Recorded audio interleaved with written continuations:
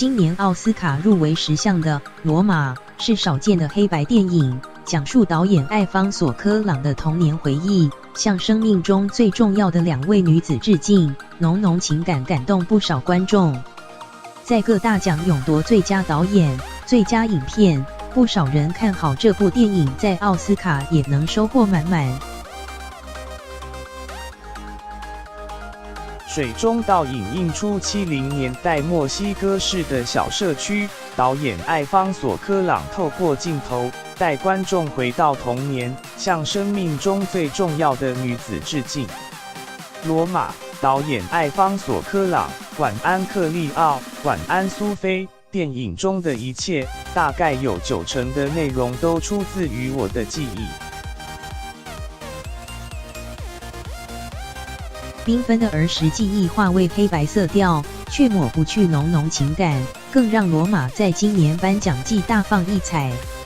在金球奖拿下最佳导演及最佳外语片，英国奥斯卡也囊括最佳影片、最佳外语片、最佳导演及最佳摄影，奥斯卡更获得10项提名。在剧中饰演灵魂人物克利奥的亚丽萨，虽然是素人，演出自然流畅，而且完全不靠剧本。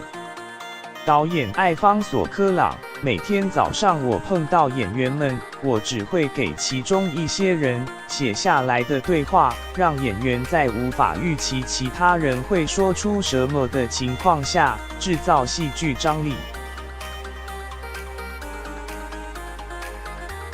艾方索说，罗马是他个人成长时期的私密回忆，所以让演员在什么都不知道的情况下顺着时序拍摄，跟角色一起成长。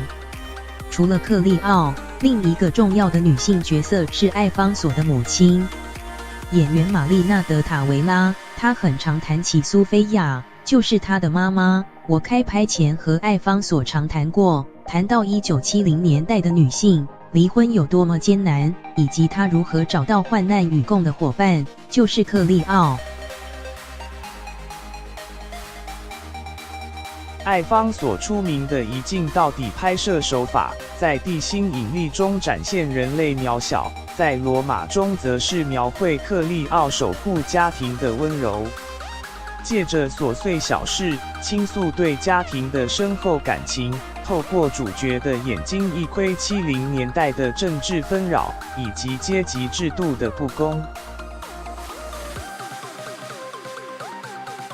他自编自导还亲自长镜，从另一个角度重新审视自己的童年经历。导演艾方索·科朗在一场戏中，我告诉演员，你感觉快要窒息了，但当你发动引擎，钥匙离家中的那一刻，你宛如获得新生。拍完这幕后，我很满意。然后我突然发现，我导的这一幕，就是我爸爸离家的场景。制作《罗马》的网飞对自家电影寄予厚望，除了请安杰丽娜·裘丽等名人站台宣传，还砸下至少台币500万的重金，买下电视台2分钟的广告，期待《罗马》携着这股气势，在奥斯卡顺利夺金。